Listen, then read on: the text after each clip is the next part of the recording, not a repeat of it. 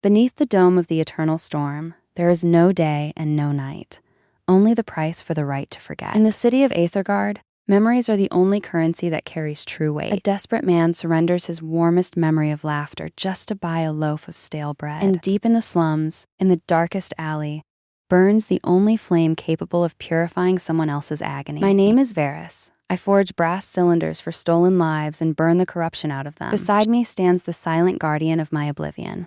My golem, my only family. Within his iron ribcage beats the soul of an unknown warrior. Neither he nor I know who he once was. Metal yields, memories shatter, slip by a fraction of a millimeter, and a mind is lost forever. Day after day, I witness the fabricated joy of the rich and the raw suffering of the poor. This world has rotted from within. A sudden violent shockwave shatters the night. The forge doors are blown apart by an explosion. Collapsing across the threshold is a blood-soaked courier in the shredded uniform of the archival guard. Blacksmith, hide this. They will burn the entire district to ash, just to erase the truth. A golden cylinder, sealed with an emblem unseen for half a century, the crest of the Grand Architect. Before the courier can finish his sentence, a pressurized slug of superheated steam rips through his chest. Looming in the doorway, the silhouettes of the Clockwork Inquisition emerge. Hand over the artifact, gutter rat. That memory does not belong to the filth of the underworld. Golem, perimeter defense. No one touches this forge. The golem roars to life. Steam blasts from his shoulders as his core ignites into blinding azure fire. The first Inquisitor opens fire, but the steam rounds shatter uselessly against the iron behemoth. A crushing blow from the hydraulic hammer pulverizes the first attacker into gears and armor shards. More soldiers swarm the street outside. They're rolling out a heavy siege cannon. We can't hold this ground. Breach the rear wall into the sewer shafts. Golem turns and drives his shoulder into the brickwork, opening a pathway into the black chasm below. An artillery volley engulfs the workshop in roaring hellfire as they leap into the abyss. We survived, but the golden cylinder against my heart pulses like a living creature. The lower sewers of Aethergard, the sump where all the filth and forgotten tears of the city drains. Golem hauls me from the freezing mire, his iron grip surprisingly gentle. What are you, cursed artifact? What truth was worth burning my life's work to ash? The cipher is impossibly complex. This isn't a merchant's memory or a thief's confession. It's supreme clearance. Suddenly, Golem's core begins to resonate, its blue radiance pulsing in unison with the golden cylinder. Do you recognize it, my friend? Have you seen this metal before? Golem bows his heavy iron head, but the mechanism remains silent. His own memory remains locked under 7 seals. Sirens wail from above. The steam hounds of the Inquisition have picked up our scent. Mechanical hounds. They've unleashed the ether trackers on us. 4-legged horrors of brass and razor blades leap from the darkness, eyes burning crimson. Golem steps forward, sweeping his hammer like a whirlwind of death. Varys fires.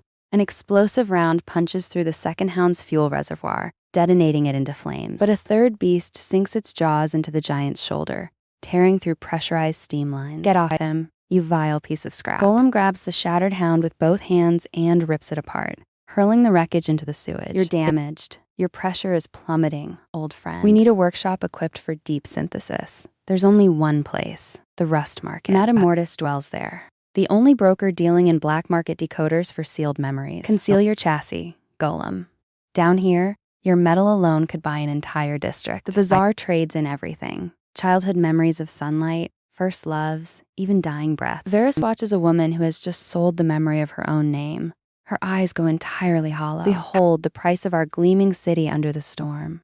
We are devouring ourselves. They step into the private parlor of Madame Mortis, thick with the scent of ozone and scorched copper. Old blacksmith, I heard the thunder in your district.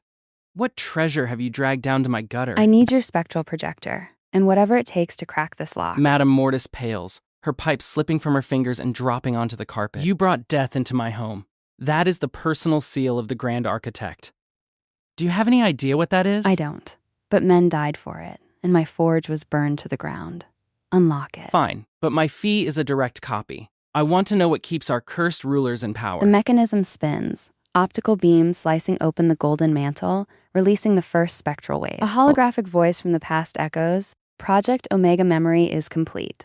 The city will obey. Suddenly, the projection reveals the creator's face, yet the features are blurred by digital static. Why does my heart hammer as if I were the one standing in that hall? An ambush breaches the salon doors in a hail of fire.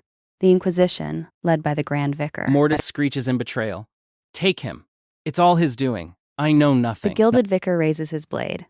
Execute the blacksmith. erase every witness down to the last atom. Golem forms a living barricade, intercepting a torrent of liquid fire with his colossal blade. Grab the cylinder. We fight our way to the main freight lift toward the upper spire. Mayhem in the rust market.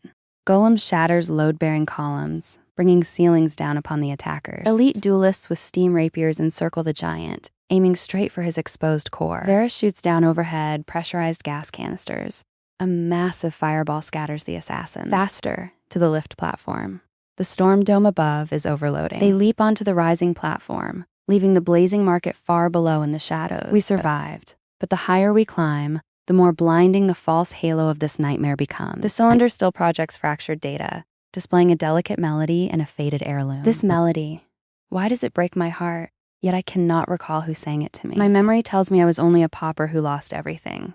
Why is this keepsake sealed within imperial gold? The answer waits in only one place, the grand archive of eternity at the apex of the spire. Golem, vent and recharge pressure. We are walking into a fire from which there is no return. If this empire was built on stolen souls, I will tear its foundations down to raw cinder. The upper city, a realm of marble, gold, and pure air, purchased with the breath of dying millions. The freight lift smashes through the glass gallery dome. The assault begins without a word. The gilded guard opens fire with a hail of high-voltage lightning arc rifles. Golem slams his hammer into the marble floor, releasing a shockwave that obliterates their front line. Varus advances, disabling the security power nodes with calculated, surgical precision. How do I know this? I have never set foot in this palace, yet my fingers remember every bypass code. The terminal chimes with a green prompt. Welcome home, Chief Architect. No, impossible. This must be a system malfunction. Stepping from the central vault rises a colossal clockwork paladin, a 10-foot titan with dual plasma blades. Titan against titan. Golem crashes into the paladin in a brutal, earth-shaking duel of steam and steel. The paladin shears off Golem's left arm, but the iron giant refuses to yield an inch. For my master, for the soul you stole from me. Golem overloads the paladin's reactor, annihilating the foe in a blinding burst of azure plasma. Varus rushes to his mangled companion. Hold on. I can rebuild you. I'll put you back together. Golem raises his soul iron hand, pointing to the golden vault of the memory sanctuary. Go, find the truth. Varus rises to his feet, his gaze turning as unyielding as tempered steel. Beyond the golden gates lies the beating heart of Aethergard, the great engine of memory. At the center of the hall, perched upon a gear-forged throne, sits the Grand Vicar with an empty extractor. The Vicar casts off his mask. You have finally returned to your creation, Lord Cassian Vane. My name is Varus. I am a blacksmith from the gutter. I know no man named Vane. Slot the cylinder into the grand ocular, old fool. Look upon your own true face. Varus steps toward the pedestal and, with trembling hands, locks the golden cylinder into the port. A blinding eruption of memories tears through Varus's mind like a shattered dam. Memory 1. He sees himself, a cold, brilliant youth in velvet robes, constructing the storm dome. Memory 2. He engineered this very engine to drain the joy of the poor to grant immortality to the highborn. Memory 3.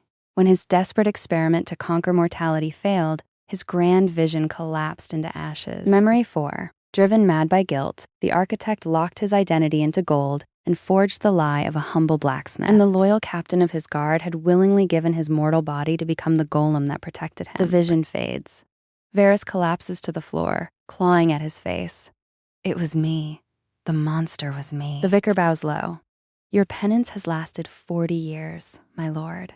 Take your throne and close your heart once more. Varus looks down at his grease-stained hands, scarred by decades of honest toil. The architect died 40 years ago. Today, only the blacksmith stands before you. Varus fires point blank, sending the traitor plummeting into the reactor chasm. The battered golem drags himself into the chamber, coming to rest at his creator's side. My friend, it is time to return what I stole from this world. Together, man and machine, they pull the containment overload lever with their final strength. Glass rings detonate into billions of shards. An ocean of stolen souls bursts into freedom. The dome of the eternal storm fractures and dissolves into rain of burning embers. Millions of blue lights descend upon the city, restoring every citizen's stolen name, family, and love. Amidst the falling golden debris, the old blacksmith looks upon the rising sun, knowing his penance is complete.